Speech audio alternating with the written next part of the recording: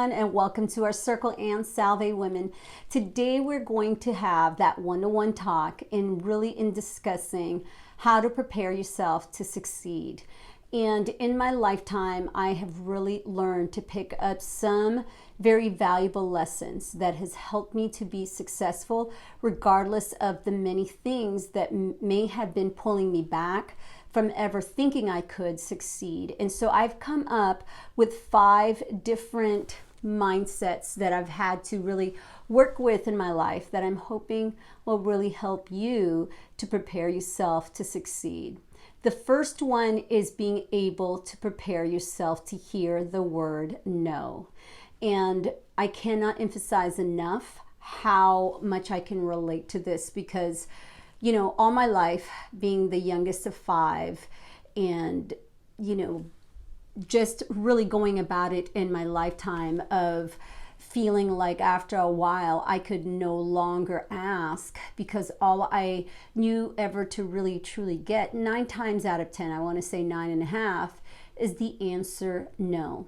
And, to no one's fault. I'm at the age now where I can admit to myself that not being able to blame any of the circumstances of my parents or their backgrounds or their history as to why they would say no. Perhaps they held in the fear that if they said yes, I would then be discouraged or disappointed in the end. But it was always hearing the word no. And it got to a point where I started to really fear even asking because of that fear of rejection, knowing that if I ended up asking for something and I would hear yet again the answer no, that no matter how much spunk I had in me, no matter how much of an excitement I had in me for whatever it was that I desired or whatever it was that I was striving for, whatever it was that I thought I could do or believed I could do, just to hear the word no would be really that stomp on your heart or your soul or your spirit, making you feel as if now what you believed in yourself really was just a lie. Everything falsified in your thoughts, in your process of thinking you could. And as time progressed, I realized that if I kept believing that, I would never get to the next step of the what if. And that basically became my wall to break through, is saying to myself, listen, if I keep thinking that I'm going to get a no, then I will never, ever put myself into that possibility of getting a yes. And I just had to break through. I had to make sure that I had to break away from thinking that everything in life was going to be a no. I had to believe that there was a possibility of, getting to the other side of the yeses. And eventually I got there. And the very first time that you get a yes, for instance, getting a job when I was 14 gave me that independence to then buy my own clothes. And, I still remember the time where I would be at school and one of my classmates, Derek, I don't know if he'll ever remember this, was like, oh, your family's rich, huh? Never even realizing I had 2 jobs after school. And for me, it was more of that, there's no way that I'm going to go to school continuing to have hand-me-downs, continue to just wear whatever I could find at home. It got to the point where then I had to persevere. I had to make sure that I would be able to then afford my own clothes, afford any events that I wanted to attend. Every little dime that was used to any events that I attended, anything that I bought, came from me working after school and making it happen. So as I approached parenthood as a mother, I really wanted to emphasize that with my children, that the most that's going to happen when you get a no is that you will just have your pride hurt. It doesn't hurt anybody, though, to think that you can't pursue, to keep going. It's not a physical hurt. It's more of a spiritual hurt. And so I really, truly emphasize that with my kids, is just making certain that you really embrace the fact that a no just means a letdown, but it's not the end. The next one that I had to work on really trying to overcome is being around people who were trying to discourage you. And again, forgiving people around you. If they have never gotten to the point of success, their level of success, maybe they tried again, and then they tried again, and they came into a point of discouragement. Maybe they were surrounded by people who told them no all the time. And so they got into that mindset of believing that nothing will ever come to a better end, or that there will be really no true success of your dreams and your hopes and your aspirations. And so when you're around people where, you could sit here, I think all the time about the Wright brothers, who then, were going down the hill all the time with these wings, and how many times that they had probably failed until eventually they realized the idea of flight that could actually work based off of the aerodynamics that they created working together. And to me, I really pass that on to any students that I have and my children, in thinking that it'll work. It will work.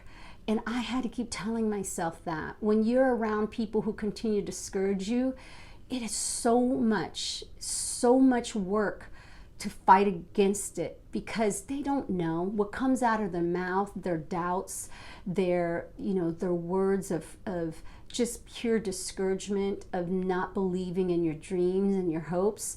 They don't realize, that that's taking you like 10 steps back. You're trying to move forward, you're trying to move ahead, you're trying to get to what you believe you can do and what you believe can happen.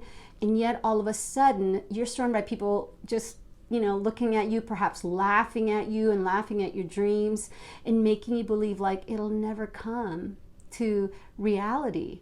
And so I had to learn to really say to myself, I'm not going to surround myself around that. And it's tough, because when you're a child and you're surrounded by discouragement, again, that, it can be very hurtful. And so as I got older and I had that control of saying, okay, hold on, I have my own mindset. I have my own, just truly that mentality of saying I can push forward. It was great to be around then classmates and, being in an advanced class where people were all about persevering and really having that idea of it can happen, because they were surrounded by people that really were examples of things happening in the right direction. And because I was around that mindset, it helped me to be around encouraging people. Whether they did it indirectly or directly, all of my classmates, by the time I was in high school and then by the time I was in college, they didn't realize that they truly were my angels. Definitely my spouse was one of them, who made me realize, that things around you don't have to be discouraging, that you can step away from it, and you can surround yourself with people who have the mindset to go, no, it can happen. And that full encouragement that feeds then into your heart and your mind and your spirit, and saying, if they can do it, then I can. And then you become that example for others also, who are then looking up to you. And it's such a great cyclical moment of, feeling that you then become that example of encouragement rather than discouragement. The next one that I would say to always be mindful of is to be careful of not being around drama. Drama is just like a cat chasing its tail. Really doesn't go anywhere. It's just round and round and round. And yes, it's fun sometimes to hear drama, see drama, be about the drama, because, it puts a little bit spark in your life. And yet it doesn't go anywhere. No one wants a resolution, because they want to keep that type of fire going.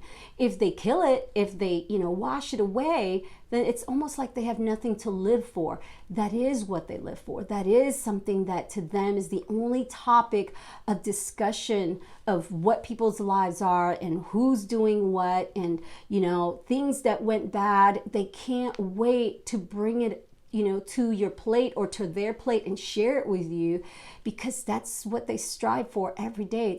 It's their filler, and it's tough to be in that situation, because it can really pull you in, and it can then distract you from focusing to move forward. People who dwell in drama, who wallow in it, unfortunately don't really move forward. They're not even falling forward, because if you're making mistakes, you're running into some major challenges. At least it's like, I always remember Denzel Washington saying, you're falling forward. You're making mistakes, you're falling on your face, but you're falling forward.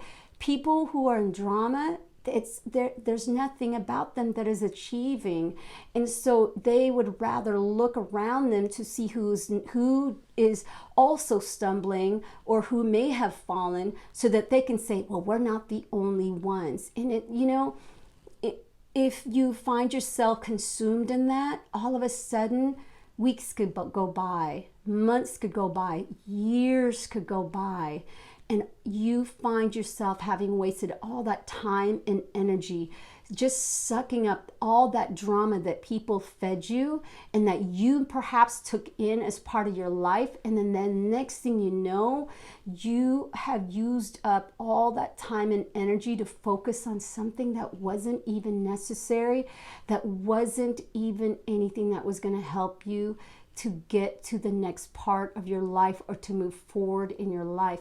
It just became a distraction. If anything, it pulled you back even further rather than you moving forward toward your success. So be careful about the drama that you surround yourself with. It's fun sometimes to, stop and play and listen in on the drama, but keep moving forward. Don't get on that bus and never get off. Make sure that if you have to walk, at least walk in the right direction, and just maybe hear a little bit of it, but just keep moving forward and don't stay within it. The next one I have is financial setbacks. When I was young, I saw my parents really, really keep trying. They had dreams and aspirations just like everyone else. And there were times, there were good times. And there were times that it was clear they really were challenged and that there were major struggles. And so, it hurts because as you get older, you start to see what everybody else has around you and everything that you're missing out in. For us, going to maybe out to eat, and when I say out to eat, nothing fancy, like maybe just to a fast food would be maybe like twice a year. And, those financial setbacks was very difficult for this, my mind and my spirit, because I was thinking to myself, well, goodness, I'm never going to get this, I'm never going to get that. And so this is why I had to push forward and saying, well, then I'm going to get a job. I'm going to go ahead and pay for my things so that I could make things happen. And then by the time that I got married to Gerald, it was very wonderful to see that he was in the right direction, the right mind to really pursue his own dreams of being this family man, of putting his family in the direction that he had always envisioned. And it was amazing to see all of this just flourish and, everything just blossoming. And, there are times where years are just completely filled with so many blessings, and yet after a while, then you take it for granted, thinking to yourself, it's always going to be there. It's always going to come around. It's, everything is just going to just be fluid and there's not going to be any issues with finances. And then the next thing you know, things things that perhaps like just the entire world all of a sudden, and we can relate that to that now, where you're starting to see, oh boy, now we're starting to get affected. But guess what? It's not the end of the world and it's not permanent. You just need to know how to just take it in and make adjustments. And that's tough, because when you're used to something all the time and then you have to make adjustments and pulling back temporarily, you're going to bump heads with those around you, because everyone's fighting to still stay comfortable where they were used to being. And then you're starting to feel like you are being put to a test or a challenge that you're not willing perhaps to take, because when you're comfortable, things are good. And yet, when you are trying to get to that next level of success and really preparing yourself to keep moving forward, You've got to embrace that moment to go, this is just a pause. And this allows me now to enjoy the things that I took for granted, that I may have ignored. Now maybe is a time for me to look at things that I'm already doing, that I could perhaps fine tune, that I could perhaps encourage myself to really to get better at, and to perfect or work towards that excellence. And look around and check on my family and spend more time with them, and spend more time with myself, get to know myself more. When you have financial setbacks, the beautiful part is that it's not going to kill you. It is going to strengthen you. It's going to make you go, I remember the time when I didn't have any of this and I was just fine. And so go back to that and then be able to go, okay, now I can prepare for the next level, because now that I've been given this time, I can now take the moment to go, okay, envision what that next phase is going to be in the meanwhile, so that in those years, or maybe let's just hope months of dry harvest, right, where there's nothing, you can then say, well, the seed is still there, it's still in the ground, and when it rains, then it's going to pour and the sunshine will come out, and the next thing I know, I'm going to reap from that harvest. But you got to keep sowing. And the very last one that I have, that I think is one of the most important, is your state of mind. Your state of mind is really big. If you believe you can't, then you are already going in that direction. Your mind leads your body. When we come home and we say, we're tired, I can't do it, you have already told your mind you can't, and so your body is tired and therefore won't. Because if you have already subconsciously started to believe that you don't want to, you're already putting yourself in that path, in that direction. You know, your body could be waking up saying, let's go, let's do this, let's get everything done. And then all of a sudden your mind goes, no, I'm just not feeling it today. I'm feeling some kind of way, and it's just not in me to get anything done. Guess what? That body just felt your discouragement. And then all of a sudden, your mind has told your body to quit before it's even started. And so you're lagging the entire day, because while you were in bed, you didn't check yourself and ask yourself, how were you feeling? And then what could you do to recover from it so that you could bring yourself up to a higher level? You're feeling at a 5. What could you do right then at that moment to put yourself at a 10, maybe even an 8, so that your body can move in the right direction? If your state of mind is at a negative or dark spot, it's going to then lead your body in that direction. And so unfortunately, when you see people, who are in that state of mind of hopelessness, in the state of mind of fear, in that state of mind of just pure discouragement and just never getting anything completed or having any success, then your state of mind then starts to think that that's okay to believe that, because then you've fed it in that same direction. And guess what? You're lagging too. You're following in that same, kind of spirit where, and I shouldn't say kind, you are following in that spirit where your body's just going along with the motion, really with no right spirit in the light. You're following yourself into darkness. So please keep that in mind as you really prepare yourself to succeed. Know that you have full control of your mindset, how you accept a no, how you deal with people trying to discourage you, how you deal with any drama trying to come into your life, those financial setbacks that you may have, how you deal with that in the temporary moments that it may come, and how you prepare yourself when things get better. And then finally, your own state of mind. What are you going to do when your mind starts to say you can't, you don't want to, you won't, you quit?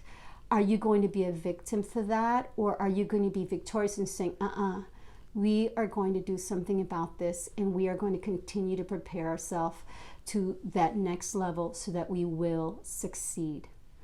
You will get there one day at a time. Just keep going forward. in the words of my mother, God bless us all. You've got this. Don't quit on you, because ultimately it is your responsibility to choose your fate in that direction that you want it to go. And you know what? Even if you feel like you won't get there, keep going, because at least you're going in the direction of that hope instead of the backward mentality of hopelessness. You've got this. Keep loving you, keep doing you, one day at a time. We will see you next time.